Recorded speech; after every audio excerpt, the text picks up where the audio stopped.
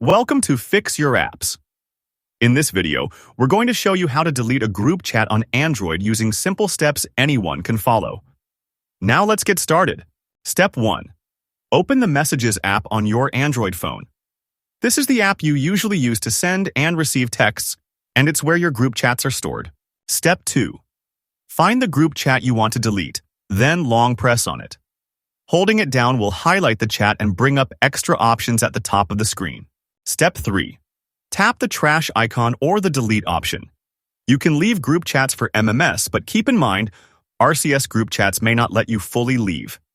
Your name might still show up unless you block the group. If you're using WhatsApp, here's how to do it. Step 1. Open the group chat you want to remove. Tap the three-dot menu in the top right corner, select More, then tap Exit Group to leave it. Step 2. After exiting, go back to your chat list. Long press the group chat, then tap Delete Group to remove it from your messages. Thanks for watching, and don't forget to subscribe to Fix Your Apps for more helpful tips.